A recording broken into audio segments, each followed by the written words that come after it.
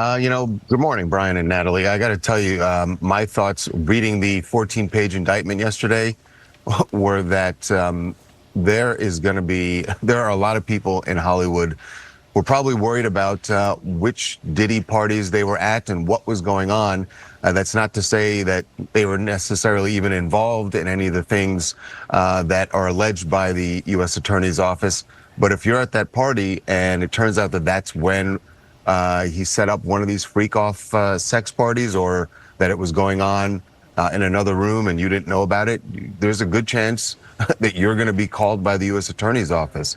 And certainly if you were involved, you would get a call because they're going to want to know everything you want to know and may even want you to be a witness. I just think, we're just starting to scratch the surface of what this case, this case is going to touch and involve.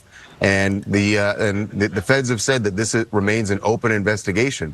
There could be more charges for Diddy. There could be more charges for other people involved. And usually the way this works is once they find out other people are involved or were witnesses, they bring them in and they sort of lean on them. And it's sort of like, you're going to cooperate with us, or there's a possibility that you could face charges. So this is going to be a slow developing a case here because we're just getting started, and I don't see how this trial begins anytime before next year. There are a lot of surprised you the most about what you read yesterday.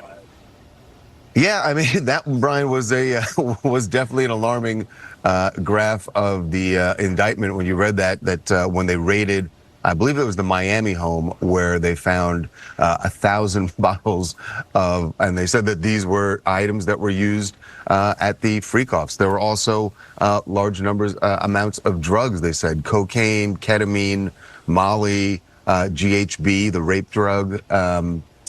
So, they said that the house, according to the feds, that was stocked for these parties that were going on. And then to read their description of how Diddy, as they say, lured women into joining these parties. And they say that he would meet them or lure them, get to know them and lure them in, thinking they would think that there was going to